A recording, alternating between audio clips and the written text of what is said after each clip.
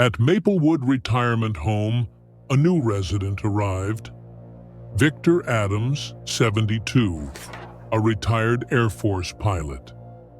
Tall, silver-haired, with a calm, confident smile, he quickly drew attention, especially from Linda Grace, a well-dressed widow known for her grace and poise. They connected over music, an old jukebox in the lounge. He invited her to dance, and that's when it all began.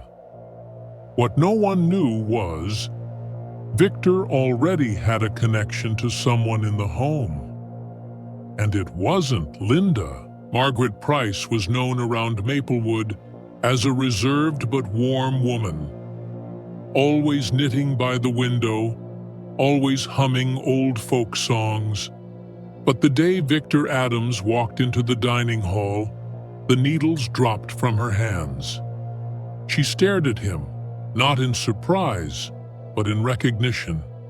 It was him, Vince. He had changed, yes. Wrinkles lined his once smooth face, and his hair was white instead of black.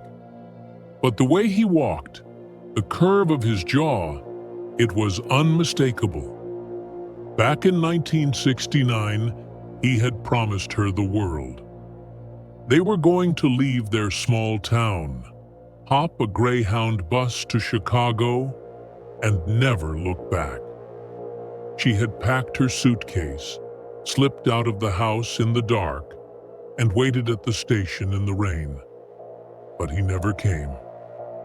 A week later, his mother told Margaret he'd been drafted and killed overseas.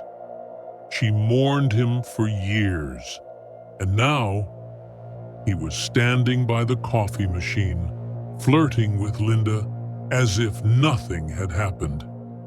That night, in their shared room, Margaret sat stiffly on the edge of her bed while Linda brushed her hair.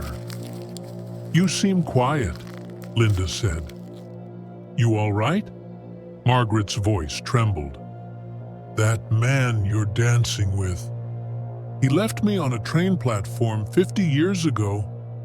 Linda chuckled nervously. "What? Him? Victor? You must be mistaken." "No," Margaret said, her voice now cold.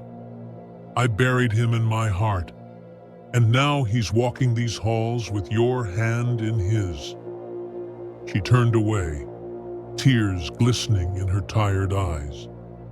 "You think this is love, Linda, but sometimes the dead come back not to love, but to finish what they started." A week after Margaret revealed her past to Linda, strange things began happening. It started with a note left on Margaret's nightstand. Yellowed paper, ink that looked almost too fresh. "I never stopped thinking about you. I was afraid, but not a day went by." Linda thought it was some strange prank. She tossed it out. But the next day, there was another. "The station, your green coat, your suitcase by your feet. I saw you. I just couldn't step forward." Margaret didn't speak of the notes, not to Linda, not to the staff. But her eyes darkened. She stopped humming. She stopped knitting. One afternoon, Victor passed her in the hallway. Their eyes met. Margaret froze. Victor hesitated, then whispered, "You still wear your hair the same." Margaret flinched like she'd been slapped. That night, Linda found her staring at the wall, a half-burnt letter in her hands. "He writes them when I'm asleep," Margaret muttered. "Leaves them folded in my pillowcase, in my slippers, on my windowsill." Linda checked. Nothing was there.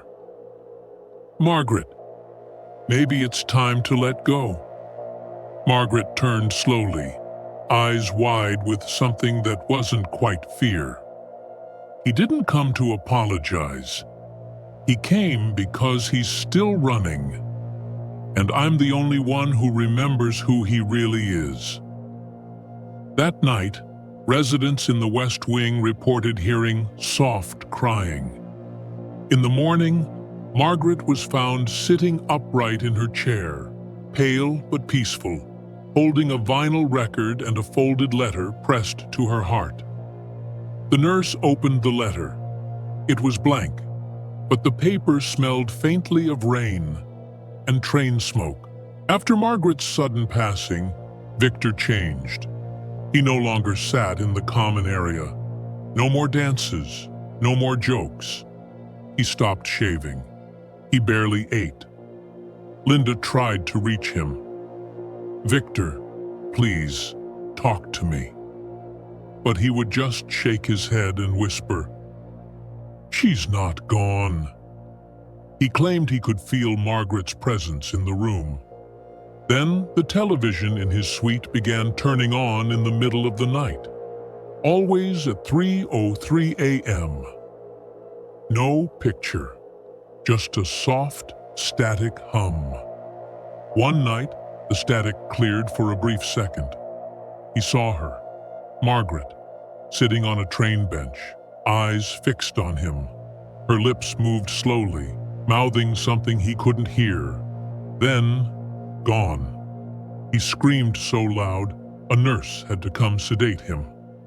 From that day, he refused to enter any room with a screen. Even reflective surfaces made him uneasy.